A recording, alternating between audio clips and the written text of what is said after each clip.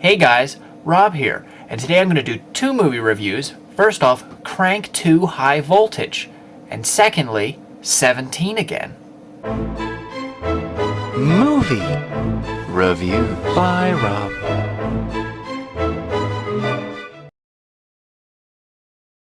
Hey guys, not the most professional review, but at least it beats a parking lot.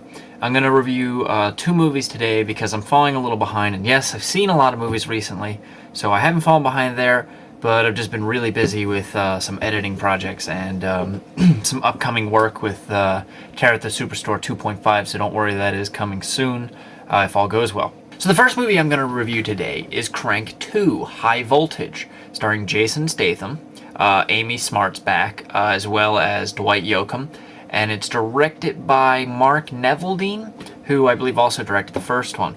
Now, I might have been one of the only people, at least at my work, that wasn't 100% like, I gotta go see this movie. Because I did see the first one, and I did like it.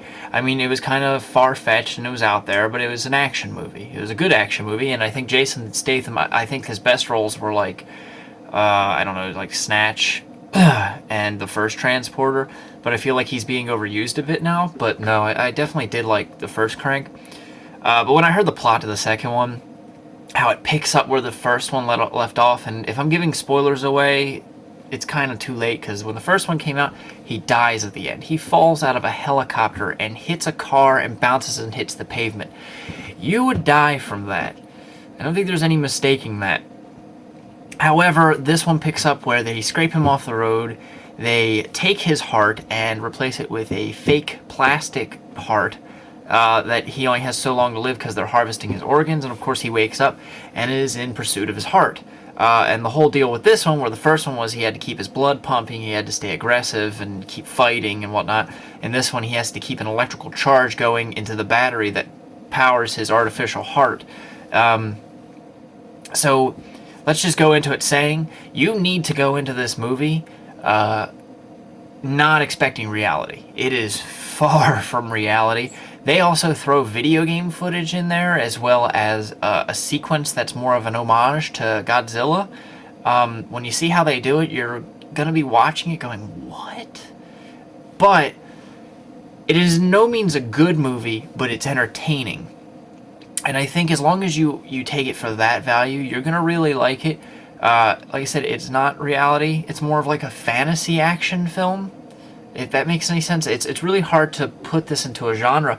The cinematography, though, the director of photography is Brandon Trost, who actually was like the director of photography on Robert Hall, who I did a review on earlier, is Lightning Bug, and he was A Quiet Man starring Christian Slater.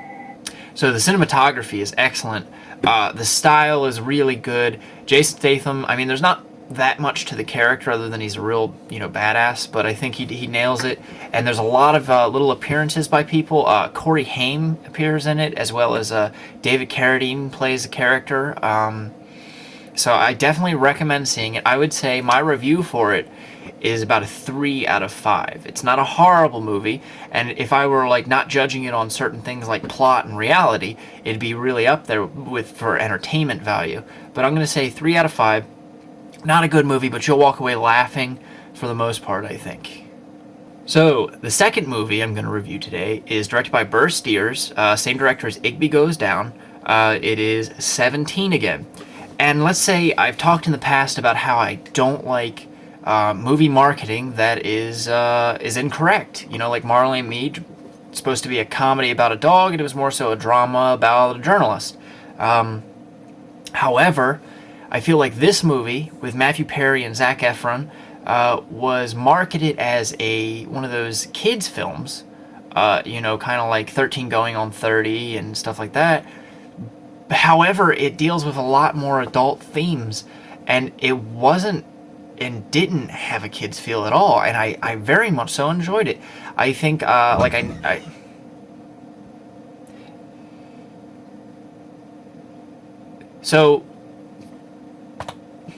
I very much so enjoyed it. Performance-wise, I have never watched any of the High School Musicals. So when I saw, Zac Efron, oh, he's a pretty boy, and all these girls are wooing over him, And I was like, that's probably all he is.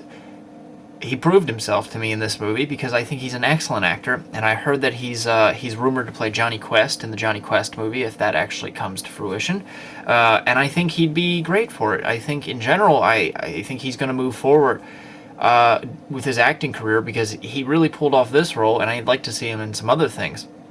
And let's not forget Thomas Lennon from Reno 911. He's in this too. He provides a good deal of the humor. But I think the overall story structure deals with a lot of adult themes. It's kind of like a mix between, I want to say, like the opposite of Big, because Big with Tom Hanks is where a kid wishes to be older. This is kind of where an older man wishes to be younger again. But it's a cross between that and like The Family Man, starring Nicolas Cage, because it adds the issues of, well, what if at one point in your life you chose to do a different path? How would your life be different and stuff like that, and where's the importance in it? So I think, like I said, touches on very good issues. It's very entertaining. There's a lot of comedy behind it as well as drama. The acting performances are excellent, and it never drags at any point.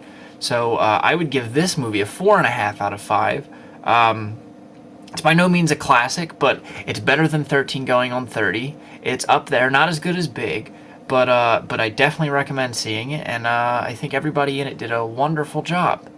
So hopefully I'll keep more of these coming. I'm trying not to fall too far behind. Like I said, I'm keeping up with seeing the movies, it's just reviewing them's taking me a little bit.